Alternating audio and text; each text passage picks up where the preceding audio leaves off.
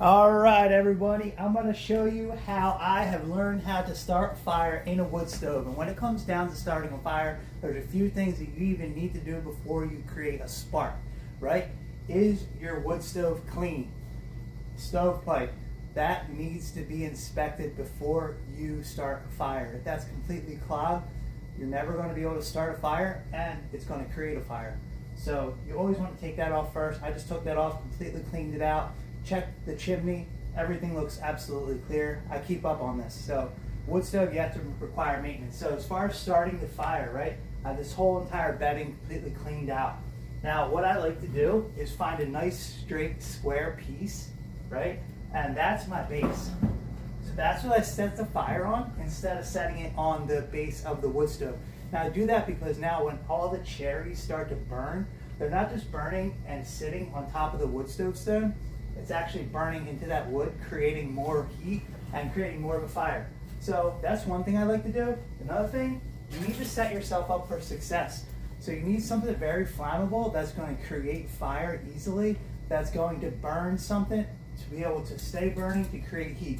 So I have an old property, so I have all these pine cones all over the place. These are great fire starters, right? So they help burn a lot. And I also collect little bits of kindling, right? So just a bunch of dry sticks. This stuff needs to be dry. Otherwise, you're trying to burn something wet. The other thing I like to use, some people would say it's cheating, but hey, let's make this easy for ourselves. Fire starter sticks, okay? These are designed to help start any fire. Okay, so I have the kindling, the pine cones, and the fire starter sticks. So that's a really good base. I'm just going to grab a couple more pine cones in here, a little bit more of this dry kindling, and then I'm going to build something that's going to be able to burn, right? So I put these pine cones in here, a couple more, put a little kindling in here, and with the kindling, I'm going to mix some of these fire starters in here. Put this all right on top. So I'm building something before I even start the fire. I'm building this up. Put these fire starters on top. So this is all going to be very flammable. That is going to burn up real quick. So now you have this source that's going to burn up real quick. You have the sticks in there that are going to maintain some of that fire and heat that's going to be able to light the next piece of wood on fire.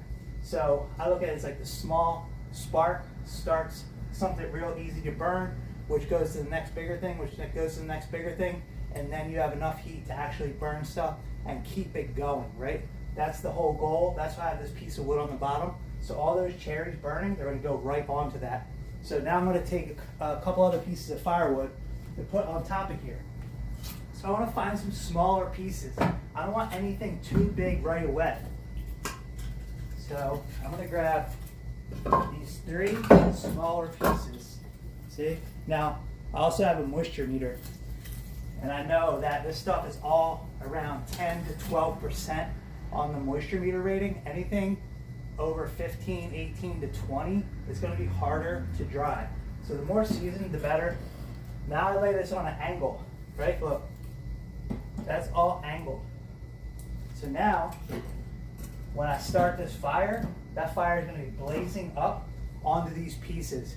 So all that heat is going to be going up. All the cherries are going to be going down onto that piece. Now, I'm going to find a couple bigger pieces that are going to lay up against those other ones. So it's similar to a domino effect, but a little bit different. The opposite, you could say. All right? So now, I'm going to grab these 2 pieces. A little bit thicker, right? Put this same thing right on an angle. They're going to go right over top of it. So I have these pieces like this. That is going to burn amazing. And one other thing you could do is, once you start this, it'll go for a very long time, depending on your wood stove. So I'm just going to throw this other piece right back in there, just because I know there's going to be some heat in here. There's going to be, this is all going to catch on fire, and then it's going to continue to this piece. Once this stuff burns down and starts becoming like a whole bed of cherries, that's when I can throw another piece or 2 on top.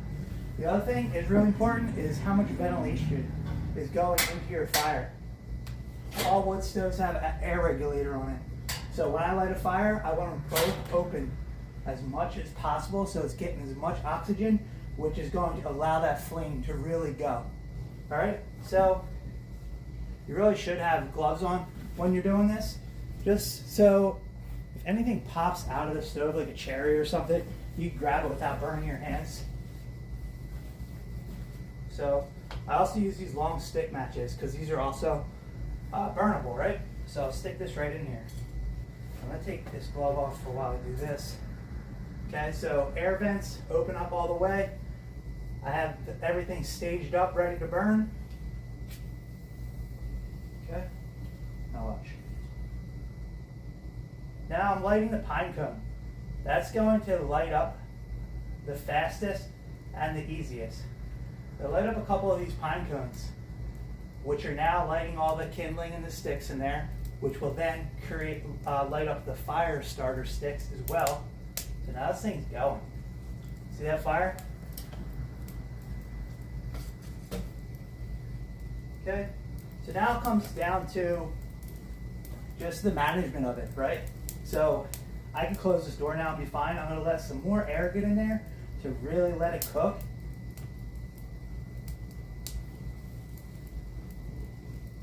So this is, right now, it's starting to cook all these things in there. Once these catch on fire, it's gonna catch the second one on fire. That's all gonna collapse down to this piece. That's gonna be a whole bed of cherries. In about 45 minutes, I'm gonna throw in a couple more pieces and I'll be good. Then it just comes down to the air regulation. How hot do you want this to burn? Once I close this door and these logs are on fire, I'm gonna reduce this down to low and this thing will be good to go. So be safe. Safety is always the #1 priority, and set yourself up for success.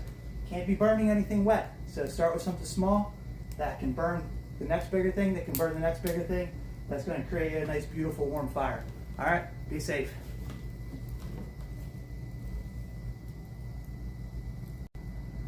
All right, the fire's going really good. Now I'm gonna close this door. Always have to keep the glass nice and clean. This way, when that fire's going, you can really enjoy it. When you turn off all the lights in the house, especially in the morning or late night, and you just have this beautiful fire going, it's really amazing. So you see, it took one match to light all that stuff. And that is going really well.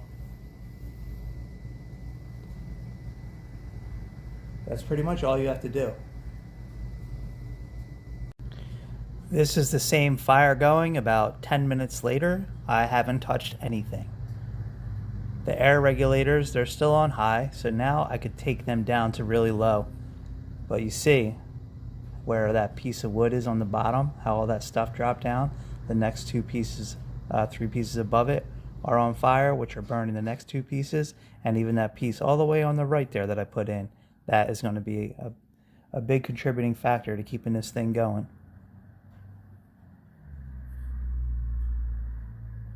But yeah, I think I'll be able to open this up in about 30 minutes or so, and I'll throw a couple pieces in there, and this thing will be good to go.